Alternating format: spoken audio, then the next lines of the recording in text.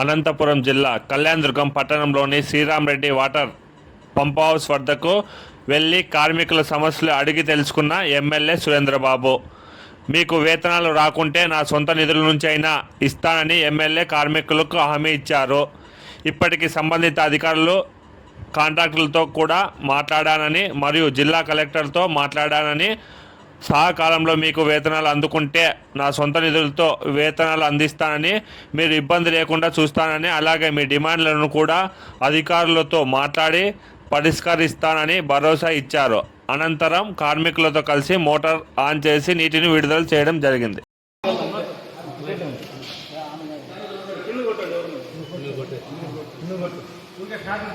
ఏం చెప్తున్నానంటే ఖచ్చితంగా మార్చి 3వ తారీఖు లోపల మీ జీతాలన్నీ కూడా చెల్లించే బాధ్యత నాదని, ఆయన చెల్లించకపోతే నేను చెల్లించి తర్వాత నేను ఏమనేది కూడా నేను చూసుకుంటాను. దయచేసి మీరు ఏదైనా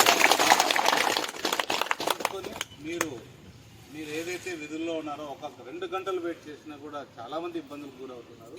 నేను నా బాధ్యత తీసుకుంటాను. వాళ్ళు ఇవ్వలేదనుకో అది ఎంతైనా కానీ నేను ఇస్తాను. మళ్ళీ నేను వాళ్ళతో అడిగి నేను తీసుకుంటాను. మిమ్మల్ని ఇబ్బంది. సో ఇది ఈ రకంగా ఉంటుంది. రాబోయే కాలంలో కూడా మీ పిఎఫ్ సంబంధించి వాళ్ళకి చెప్తాము, ఏ విధంగా లెటర్ రాయాలి పిఎఫ్ డిపార్ట్మెంట్కి, వాళ్ళకి ఏ విధంగా జమ చేయాలనేది అవన్నీ కూడా రేపు వాళ్ళ ఆఫీస్కి వెళ్ళి అన్నీ కూడా చూస్తారు. అవసరం అనుకుంటే ఈరోజు నిన్న కూడా కలెక్టర్ గారితో మాట్లాడాను. కాంట్రాక్టర్ మీద ఎవరైతే ఉన్నారో సకాలంలో డబ్బులు ఇవ్వలేదని ఆయన బాధ్యత, అంటే డబ్బులు ఇవ్వాల్సింది ఆయన బాధ్యత. అంటే బిల్లు వస్తుందా రాదా అనేది ఇన్ మెటీరియల్ కాంట్రాక్టర్ సంబంధం లేని ఇష్యూ. అంటే మీకు ఇవ్వాల్సిందే, మీకు ఇవ్వాలంటే మీ పిఎఫ్ కట్టాల్సిందే, మీకు రావాల్సినవి ఏదైతే ఉందో అవన్నీ కట్టి మీకు సకాలంలో అందించాలి జీతాలు. లేకపోతే మీరు చాలా ఇబ్బందులు పడుతున్నారు.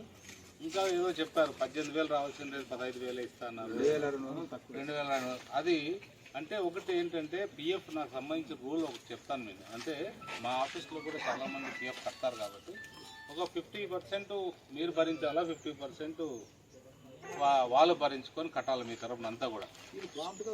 అది సో మీ డబ్బు కడతాన్నారు కాబట్టి వాళ్ళ డబ్బు కట్టలేదు కాబట్టి వాళ్ళు కట్టకపోతే ఇంట్రెస్ట్ సహా వాళ్ళతో కట్టించే ఏర్పాట్లు కూడా డిపార్ట్మెంట్ చేస్తుంది.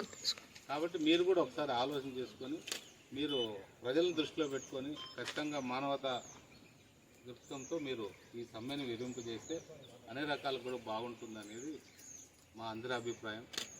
దయచేసి ఇది మీరు ఎందుకంటే ప్రజలను దృష్టిలో పెట్టుకొని మీరు నిర్మిస్తే బాగుంటుంది అనేది నా అభిప్రాయం కూడా. మనందరి తరఫున ఎమ్మెల్యే గారికి ధన్యవాదాలు. అధికారులు ఎస్సీ గారు, డిఈ గారు, ఏఈ గారు ఇచ్చారు. ఎందుకంటే పొద్దున్నుంచి ఉన్నటువంటి వాళ్ళలో దాదాపు 70